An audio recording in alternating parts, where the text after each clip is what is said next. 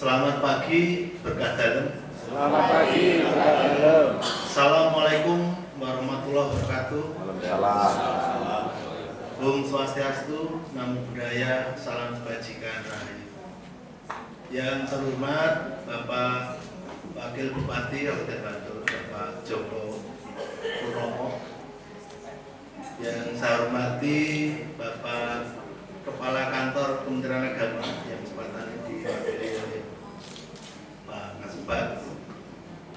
Yang saya hormati Ibu Ketua Panitia Festival Pesparani tahun 2023 di Bantul, Romo, Bapak Ibu, serta hadirin sekalian yang berbahagia. Tentunya kita senantiasa bersyukur kehadirat Tuhan Yang Maha Esa.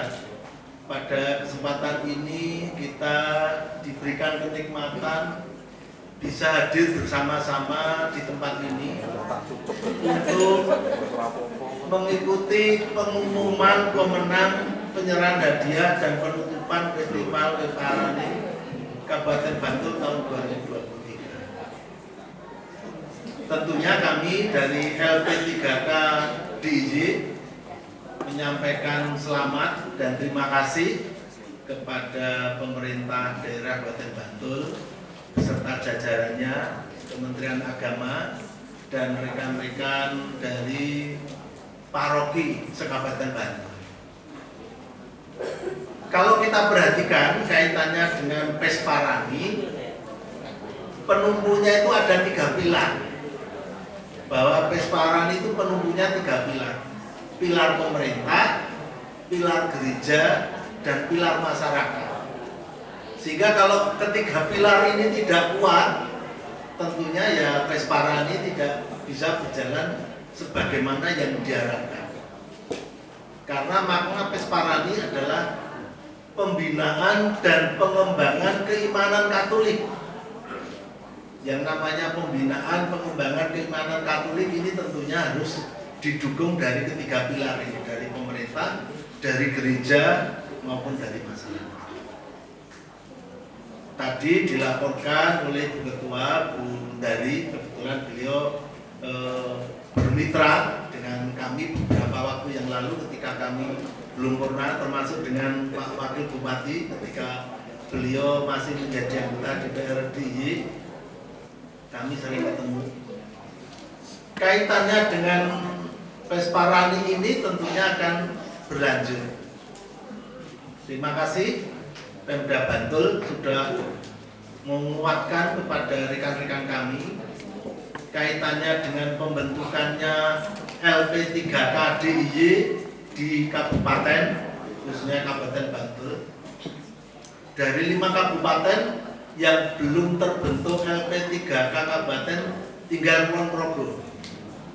Pertama kali Kota, kedua Bantul, ketiga Gunung Kidul, keempat Sleman, dan akhir-akhir ini kami mendorong ke pemerintah Kabupaten Kulon Progo untuk segera membentuk LP3K Kabupaten Kulon Progo.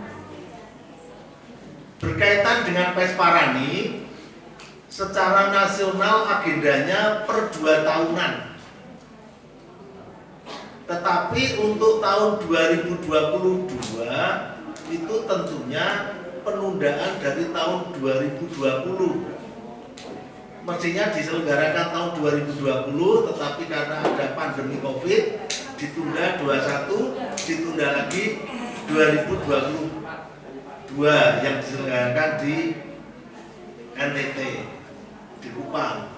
Kemudian Pesparani ketiga tahun 2023 ini mestinya diselenggarakan di tahun 2022, digeser dilaksanakan di tahun 2023. Sesuai yang direncanakan akan dilaksanakan di Jakarta. Tanggalnya persisnya tanggal 28 Oktober sampai dengan tanggal 2 November tahun 2023 di Jakarta. Bagaimana dengan kesiapan kita DIY? Tadi sampaikan bahwa di tingkat kabupaten kota, dalam hal ini LP3K, menyelenggarakan Festival Pesparani masing-masing. Di Bantul sudah diselenggarakan tanggal 13. Kami mohon maaf waktu itu kami tidak bisa hadir karena kami harus menghadiri rapat pimpinan nasional LP3KN Jakarta kaitannya penyiapan Pesparani ketiga, sehingga kami menugaskan salah satu rekan kami hadir. Kemudian yang kedua besok di Sleman tanggal 24 Juni. Untuk pemerintah kota sudah lewat, tinggal penyiapan. Kemudian Gunung Kidul karena kondisi belum bisa selenggarakan, tetapi akan dilakukan audisi, kemudian kompromi. Berkaitan dengan pengiriman kontingen sampai hari ini, LP3KDIY masih berupaya mencari dana, karena kemarin dari APBD murni kami tidak teralokasikan karena beban Pemda DIY itu sangat luar biasa yang harus mengcover penyelenggaraan pemerintahan, sehingga kaitannya kegiatan untuk Pesparani dari APBD belum bisa di-cover.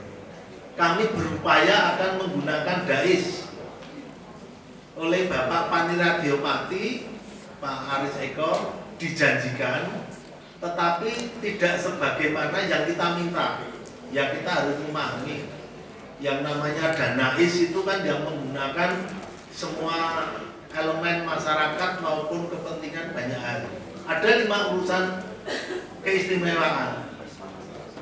Yang pertama kaitannya dengan pengisian gubernur wakil gubernur, yang kedua kaitannya dengan kebudayaan, yang ketiga kaitannya dengan pertanahan, yang keempat kaitannya dengan tata ruang, yang kelima kaitannya kelembagaan.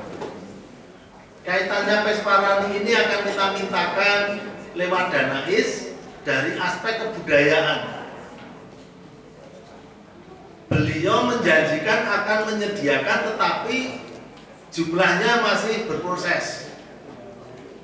Berkaitan dengan hal tersebut, untuk festival Pesparani DIY, karena mohon maaf alokasi anggarannya sangat terbatas, kami tidak akan selenggarakan. Tetapi pengiriman kontingen DIY untuk Pesparani di Jakarta, kami akan melakukan audisi. Apa saja ya, tentunya kami akan melihat kemampuan dan kekuatan kita. Jujur, pengiriman kontingen itu tentunya dukungan dana yang harus kuat. Kalau totalnya ada 13 mata lomba, dari paduan suara saja ada 6.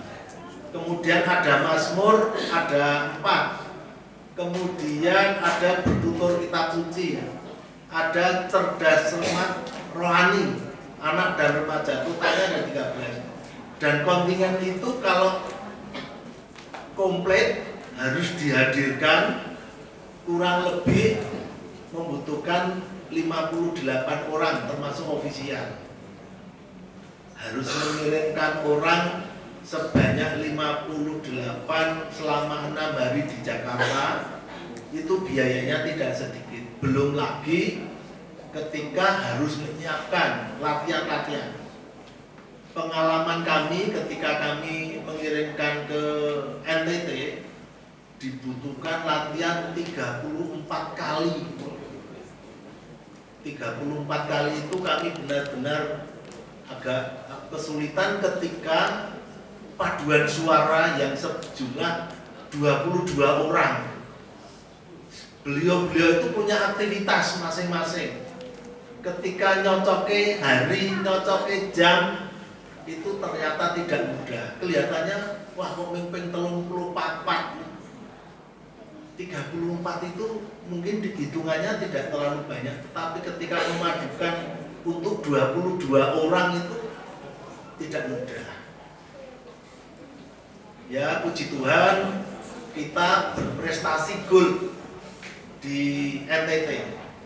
Dari 8 mata lomba yang kita ikuti, ada 6 mata lomba yang berprestasi gol, satu berprestasi perak dan satu berprestasi perunggu. Puji Tuhan, ini yang waktu kita kirim ini termasuk Mbak Sandra ini juga ikut NTT. Untuk tahun 2023 ini kita akan komunikasi lebih intens dengan Panti Radio Pati kaitannya dengan alokasi anggaran. Kalau nanti sudah fake anggarannya, kami akan mengundang rekan-rekan LP3K Kabupaten Kota. Intinya yang mewakili kontingen DIY akan audisi yang dikirim oleh